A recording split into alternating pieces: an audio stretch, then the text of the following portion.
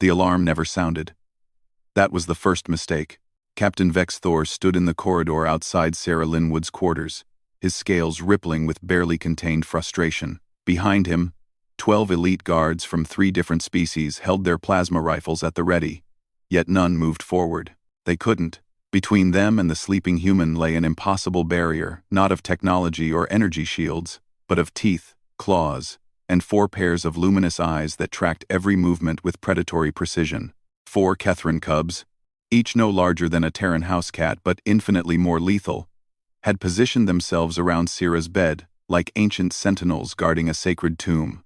"This is absurd," Vex Thor hissed, his translator barely capturing his incredulity.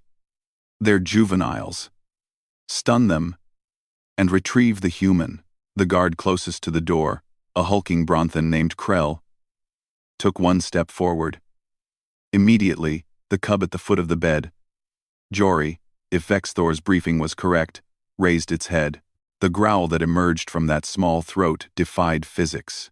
It resonated through the deck plating, vibrated in their bones, and carried with it the genetic memory of 1,000 generations of apex predators. Krell froze, his weapon trembled. "Sir," the Bronthan rumbled, his voice unsteady. "Permission to reconsider approach vectors." Vex Thor's crest flared. This was humiliating. They were the Galactic Unity's finest security force, tasked with protecting the diplomatic station from threats both internal and external. And here they stood, paralyzed by 4 infant creatures barely weaned from their mother. The situation had started simply enough. 3 cycles ago, Sarah Linwood had arrived as part of the human diplomatic contingent, the newest species to petition for council membership. Humans were strange, everyone agreed on that. They came from a death world where everything from the weather to the wildlife seemed designed to kill them. Yet they thrived. They had fought their way to the stars with the kind of stubborn determination that made even the warlike Keth seem peaceful by comparison. But Sarah was different even among humans. While her colleagues negotiated trade agreements and military alliances, she had wandered into the station's lower levels, where the Kethran delegation kept their young in communal creches. The Keth were reptilian warriors, their culture built on strength and honor. Their cubs raised collectively to be the next generation of soldiers and hunters. No outsider had ever been permitted near Kethran young.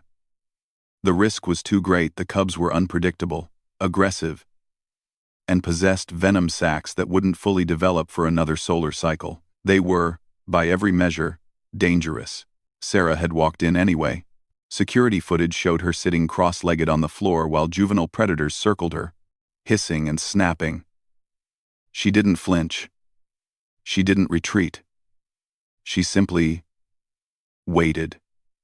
And then, impossibly, she had begun to hum, a soft, rhythmic sound that the universal translator couldn't quite process. One by one, the cubs had approached. One by one, they had allowed her to touch them. The Kethran elders had been speechless.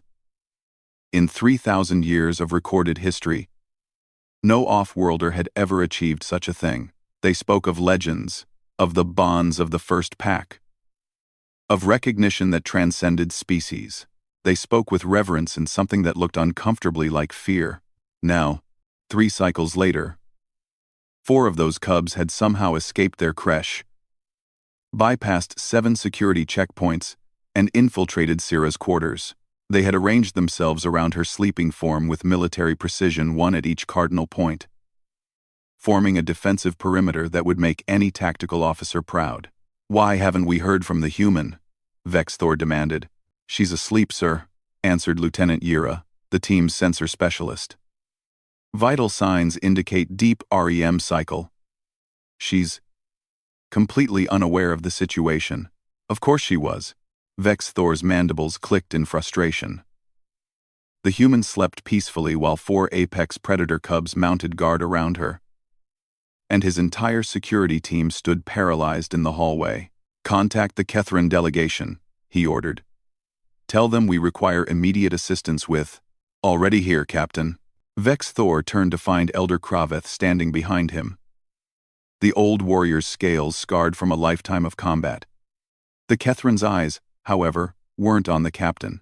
They were fixed on the scene beyond the door with an expression Vexthor had never seen on a Keth face before. Wonder. Do you understand what you're witnessing? Kravith asked softly. 4 juveniles that need to be returned to their creche before.